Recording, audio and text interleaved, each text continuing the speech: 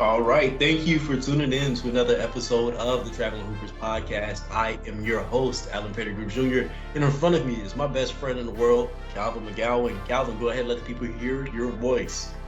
Once again, everybody, I'm Calvin McGowan. As always, it's a pleasure. All right, guys, today we are running a two-man game, and we're just going to talk about all of the news in basketball. It does not matter if it's NBA, college basketball, WNBA, women's college basketball. It does not matter if they have an orange ball and it goes in a hoop and it happens in America. We're talking about it today. So we got a pretty fun show for you today, packed with WNBA super teams. Why I think the NBA players doing podcasts is going to take away a lot of fun and mystery that we have in the league, and the finishing problem that the Celtics have. Before we get into that, we're gonna talk about Jokic, KD, and Book going God mode for the past couple of days. Um, I I don't think I've ever seen talking about KD and Book specifically. I don't think I've ever seen a pair of teammates get to their spots so efficiently in almost what seems like the Denver Nuggets are not playing defense on them. Because Devin Booker is getting to that left elbow every single time he wants.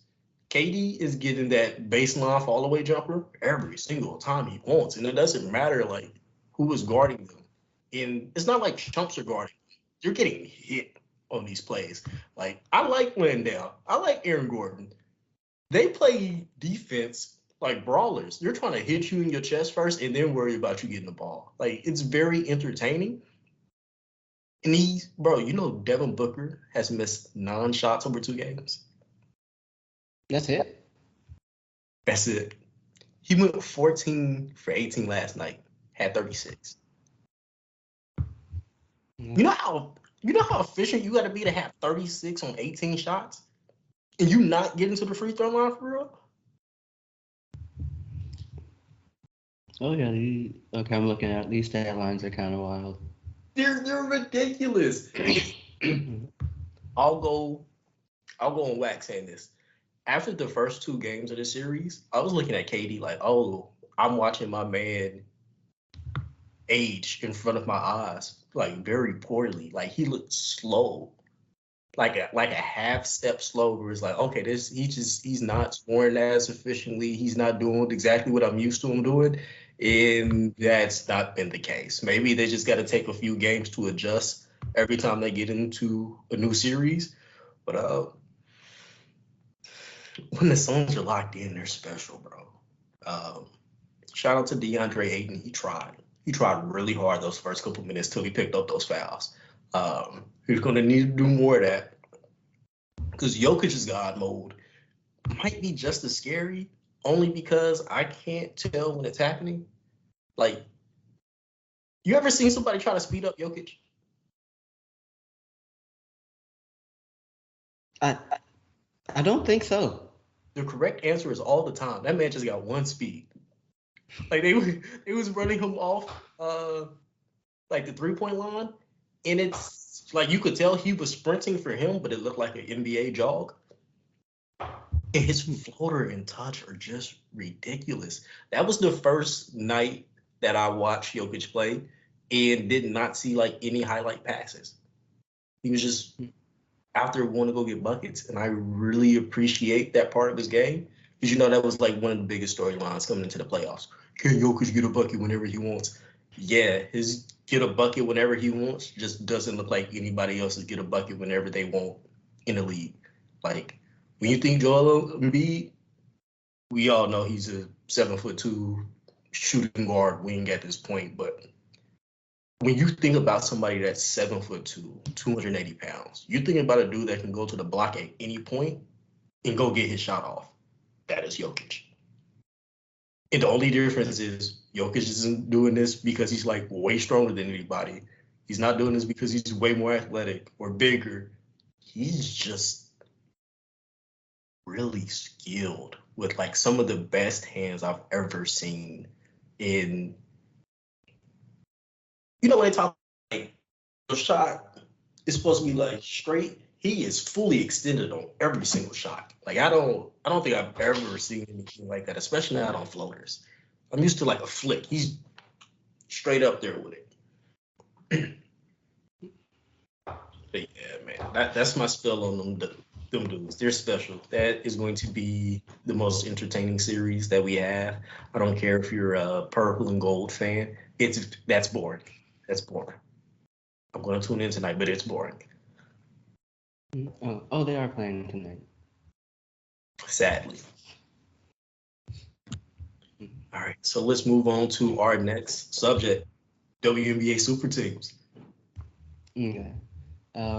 So of course, right, been catching up on, some other aspects, some other parts of the basketball world because the playoffs don't excite me that much. And so, looking back at the WNBA for the first time for real this season, and it's just like they're kind of, it looks on paper, right?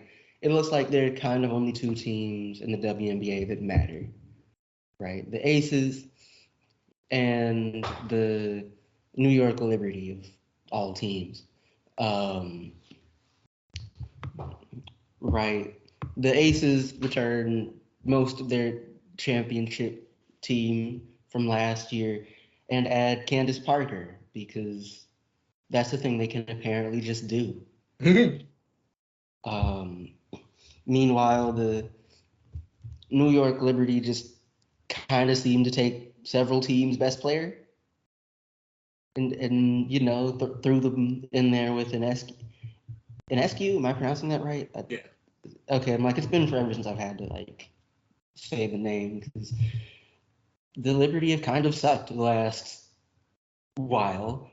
I say most of the time they've been a WNBA team. Let me be polite. Right. So now Sabrina Ionescu is being paired with, Jonquel Jones and Brianna Stewart, as well as Courtney Vandersloot. Like, just a sudden influx of talent. They're kind of the only two teams that matter. I'm not saying nobody else could possibly win, but like their odds don't look good. Like they just don't. Right.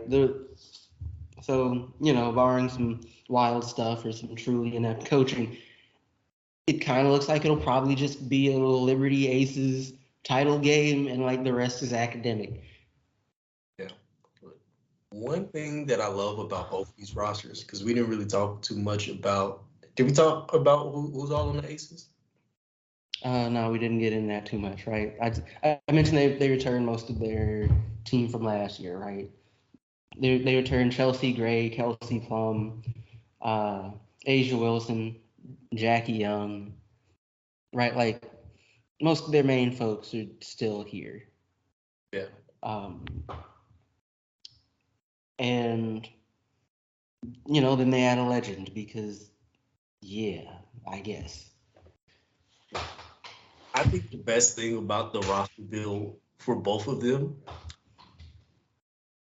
for people who do not follow the league, and I want y'all to remember when I first started in this reporting game, my first opportunity was covering the WNBA. So I can say this without seeming like an awful person.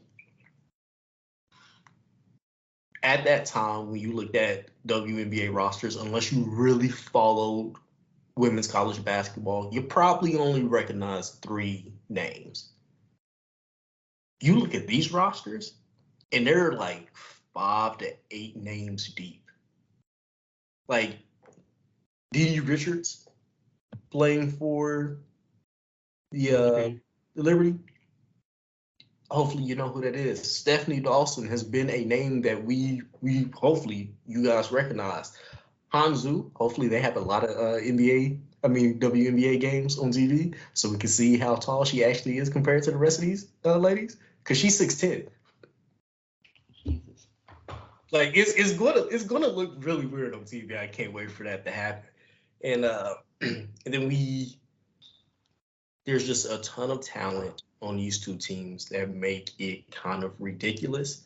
And I'm gonna go ahead and say this because what we just saw from the LSU Iowa game, you guys are gonna make this about race. I'm gonna go ahead and jump out in front of it. And we know the people who are gonna do it. This is basically a all-black team versus a team whose best players are legendary white players. Do not mess this up when we get to championship time. Just enjoy the basketball because it will be really, really fun.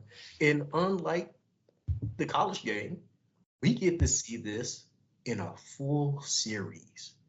Please do not make me regurgitate all of your stupid talking points if you decide to have stupid talking points.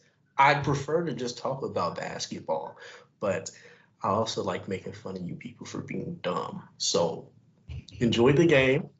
We do not get this all of the time. We're probably going to watch some of the best basketball that we will see all year. Enjoy it, please, please. All right. Now onto a slightly lower level of competition, right? The college game. So LSU, much like the Liberty, has also seemed to have gotten in the habit of taking other teams' best players, right? They have added Van Late out of Louisville, and dang it, why can't I remember that girl's name now? Oh, the other transfer?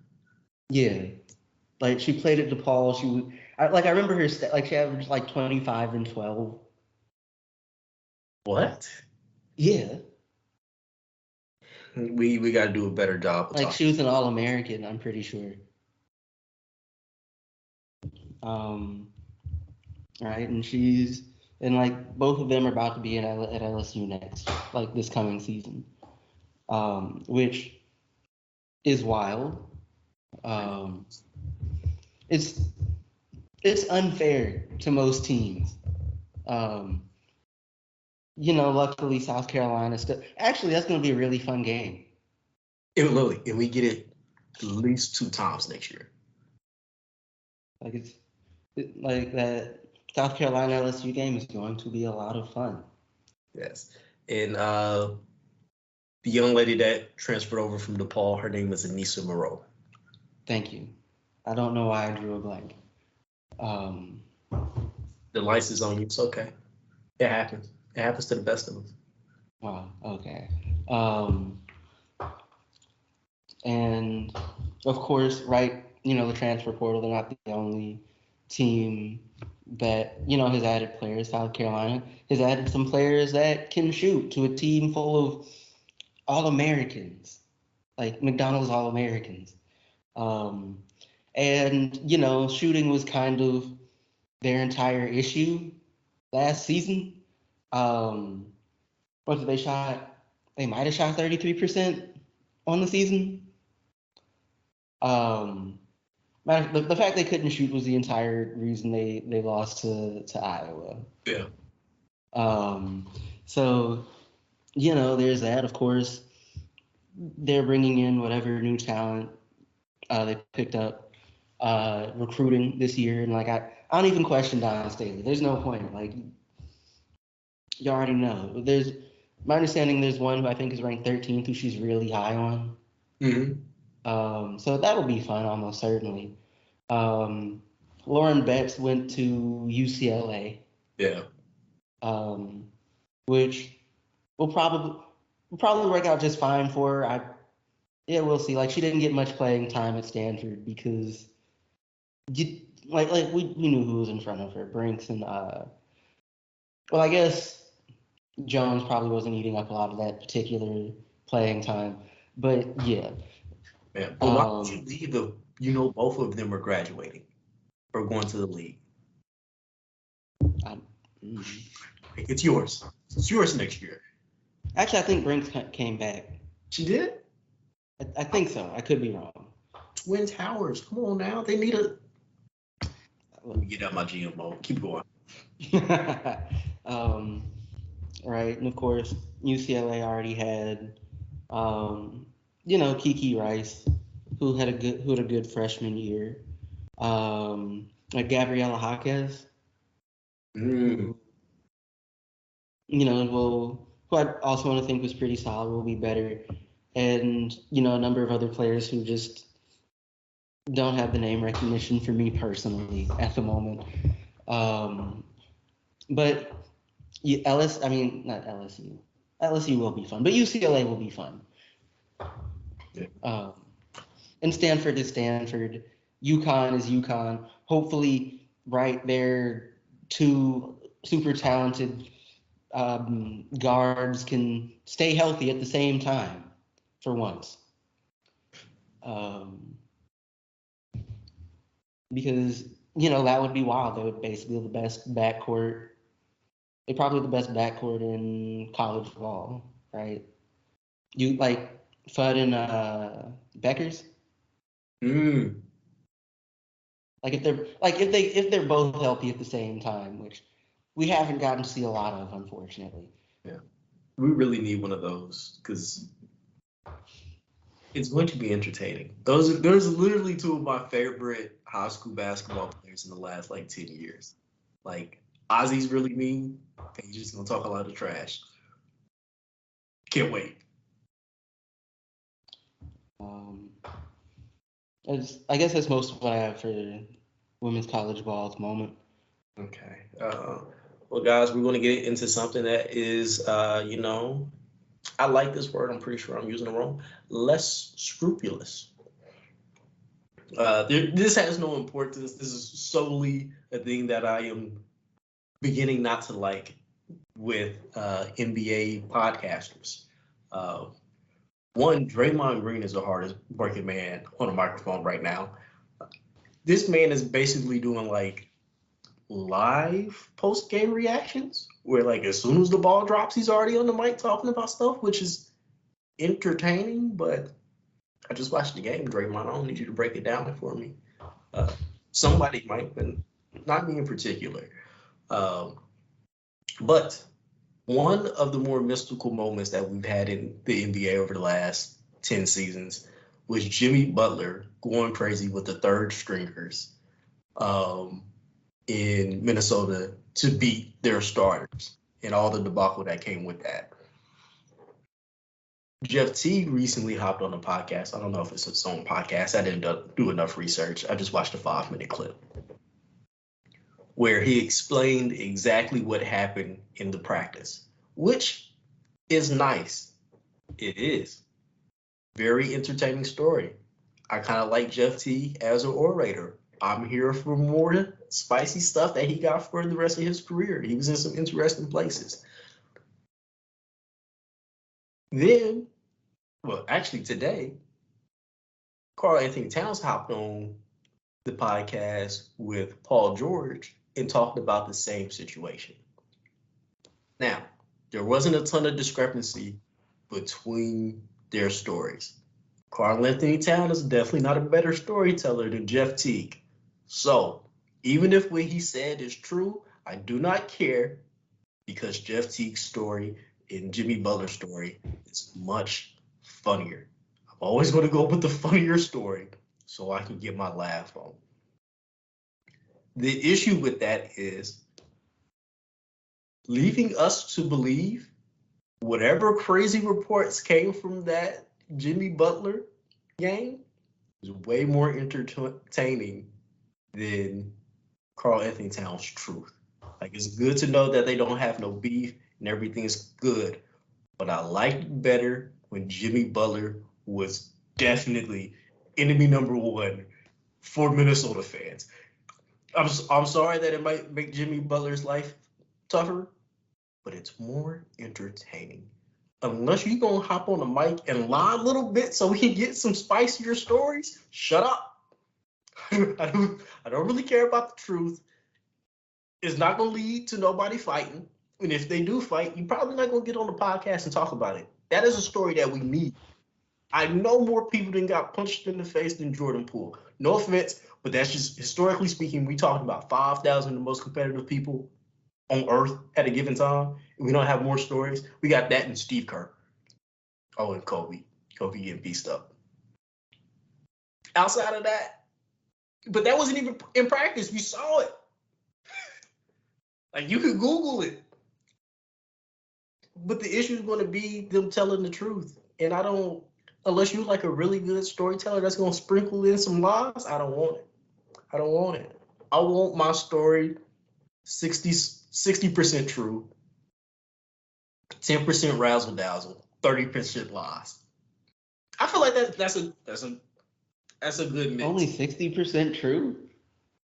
Bro, it's sports. I don't care.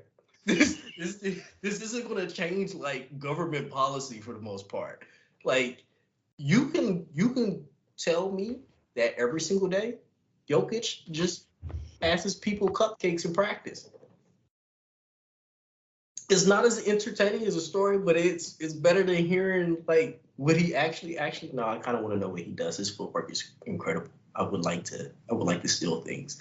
So I used a bad example, but stop getting on these podcasts telling us the truth, NBA players. We don't care. We already look up to you, and there's tons of little kids that honestly do not care about the truth.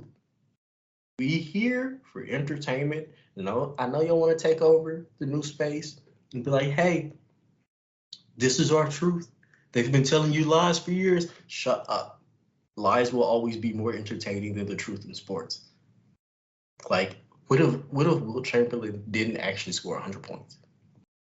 What if he just scored 99 and I was like, you know what's better than 99 points? A round number. Let's go with 100. I mean, I'm gonna be real with you. That's a little bit more interesting than the truth as it exists. Like, yeah, let's just let him round this one up. See? A lot of me, baby. That's all I ask. I'm not asking for a lot. Just if something crazy happened, turn it up a little bit. Just a little bit. All right, and we're gonna wrap this up in the most professional way that we can by talking about how poorly the Celtics finish games. I don't get it at this point. It's kind of like elite level AAU. And I'm not saying nothing about how Joe Mazzulla coaches. I understand a lot of people get on him for not using the timeouts. I'm not a big timeout fan myself. But the Celtics almost looked unprepared for last second moments, or at least like the last 2 minutes. So either they're not going over it in practice, or there's a bunch of dudes who in their head are like, I'm the alpha, we gonna go through me. And if that's the case, I need to hear more of their practice stories. I know theirs are going to be fun, very entertaining. You mean Jaylen Brown and Jason Tatum don't have some like going back and forth with each other stories? I know they went one-on-ones, especially when they were younger, were awful.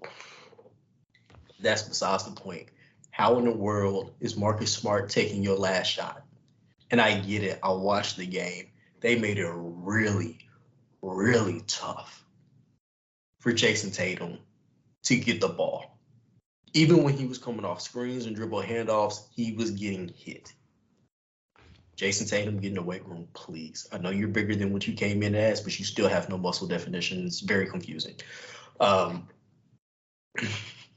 So since we on the topic, Devin Booker, you too. You look like a normal human out there. Thank God you're tall. But getting back to the Celtics, I need you all to figure something out. And luckily, I have a suggestion for you. I don't care if you take it, but if I'm right, I'm going to be on your head for the rest of my life. I don't care who's on the roster. I don't care who's coaching. I'm going to get at you. The answer to last second offense is not Jason Tatum. It has never been Jason Tatum. Yes, Jason Tatum specializes in taking tough shots. I also need you to understand how long it takes Jason Tatum to get into those tough shots. He is not your last second guy. The person who I would much rather see in isolation is why am I butchering? Mr. Brown. I would much rather see Mr. Brown with 5 seconds left in isolation than Jason Tatum. He's just going to make the offense tougher. And here's the thing. I don't think Jaylen Brown is better than Jason Tatum. I think he is a more decisive scorer than Jason Tatum. Jason Tatum's moves seem kind of thought out. Like he already planned what he was going to do before he actually got into it. Does not make adjustments extremely well. Jaylen Brown, on the other hand, really seems like he's just hooping. And I don't mean that in a bad way. I mean, like, if you give him the ball, he's like, okay, I can make something happen here. It doesn't matter what it is. He's probably going to do a couple things a little different each time. And I feel like that's what you need when you have 10 seconds on the clock and you need a bucket. And he's not selfish enough where he feels like he needs to take the shot. I think he will pass it. And even if he doesn't, we got somebody to blame. Versus looking at Marcus Smart, where we're all like, I know he got better as a three-point shooter, but I also don't want him taking that with like 2 seconds left. Because the pass that they got out of it was funny because Jason Tatum was in a tough situation. Guys, this could all be simple. I assume. I've never played an actual NBA game. It's always simple hard. and easier, different though. You got a point. I hope y'all figure this out because if you don't, you're probably going to lose in the finals again or the Eastern Conference Finals. But if you lose in the Eastern Conference Finals to the teams that's coming out to that other side of the bracket, if y'all thought y'all used to get talked about breaking up them two, they're coming back, baby. They're coming back. They're not really like deserved because how young those two are. Like when they finally hit 27, 28, 29, that's probably going to be the best wing tandem in the league. Yeah. It's what? That's 3-4 years from now? So I think Brown is 26.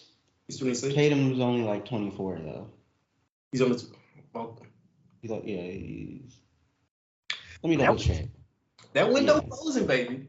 I know dudes playing to like some dudes is playing to like 30. Like late 30s, early 40s. I mean, if anything, their window would just be opening up. For real. Here's my thing with windows. If your window is, let's say your window is open for 5 years, and you waste 3 of those years, then your window is actually just 2 years. Does that make sense? Yeah. Yeah. But like, fairness in our discussions, we talked about when windows open, not so much when they close. So I wouldn't really know when it would close. Correction, Tatum is 25. Tatum's 25? Yeah, he turned 25 in March. Oh, so yeah. They're still young enough where you keep them together, but Brown is going to be on his 3rd contract pretty soon. You trying to give that man another max? I mean, so my basic question will always be with Brown or anyone else is just like, okay, right? You don't want to keep them together. Cool. But if you trade them, who are you going to get that's better? What collective return are you going to get that's legitimately equivalent to or better than him, like from a results perspective? I'm going to keep it a buck with you. If they trade one of them, the package is either... If they trade one of them, we know it's going to be Brown. Let's not pretend. Yeah. We don't need to pretend about that. So if they trade Brown, one, Brown is going to become a multiple all-star with the rest of his the time that he has. 2, you kind of have to blow it up unless you get like some like dudes that are like right on the cusp. Like, I know this isn't like an equal trade of any sense, but if you can get Jaylen Brown for like Anthony Edwards, you make the deal. Anthony Edwards in a couple years, while Jason Tatum is still in his window, is going to be that elite second, maybe even first option for you. But is he going to be better than Brown currently is? I think he'll be better than Brown in a year and a half. Well, look, what I saw out of that dude in the playoffs, he got it, bro. He got it. He got it. I saw it. He does the little things. He just, you can tell it's a mixture of telling that he's still a kid and a mixture of being like, oh, there's no vet on this team to kind of like tell him how to do things. And the person who is on the team that's supposed to be a vet has no idea what he's doing either. So, wait, who's the vet supposed to be? Gobert? Kitty Cat. And then look, and if we want to go with Gobert, they telling that man to block shots. They not listening to him. Like, I guess the most experience. They did get Conley, I think, right around the trade deadline, I think. Right. So it's either Conley or Slow-Mo who has the most playoff experience between those two. Probably Conley. Yeah. But no offense to your boy Conley. I know you love him. He almost washed. And his job was never the same job that Anthony Edwards is going to have to step into. No, but like, I think from like if you're just trying to get somebody to be kind of like a mentor or whatever, he's as good as any. Unless you're gonna get like LeBron or something. Because let's be real, right? The position that Edwards is going to find himself in here shortly, like all going well and whatever, isn't a spot too many other dudes in the league have had, and certainly not dudes who are much in the mind to mentor people at the moment. Like, you'd have to be very specific and like, so yeah. You have a point. I think if Anthony Edwards was more of a point guard, then yes, Mike Conley is the perfect person that you probably want. He's the person you want to teach him how to be a professional. But as far as being a superstar, I don't know. He gonna have to hit up. I would like to see him hit up Kawhi. I know Kawhi not gonna say nothing to him the entire time that they're working out together. I can see Anthony Edwards being an elite defender and at the bare minimum, a dude that you don't want defending you in the last 3 minutes. Like, that's what he showed me in the last bit of that playoffs. And, if the Celtics had more dudes that were willing to fight like Anthony Edwards did, I guess I can't even say that because they just have no idea what they're doing on the offensive end. It's actually a pretty rudimentary offense now that I think about it. Well, not my favorite team. Don't care. Yeah, but if you guys do end up using my suggestion, my Cash App will be in the description below. I need at least 2 G's. I know how much money I got over in that Celtics organization. But Calvin, if you don't have anything else to add, my boy, I think we are about out of here. All right. Once again, everybody, I'm Calvin McGowan. As always, it's been a pleasure. You can listen to us wherever you listen to podcasts. If you're joining us on YouTube, like, share, subscribe, put something in the comments. Enjoy the rest of your week, and hopefully your favorite team isn't out of the playoffs already. Yeah, and I've been your host, Alan Pettigrew Jr., and if your team is out of the playoffs, relax. You ain't got nothing to worry about.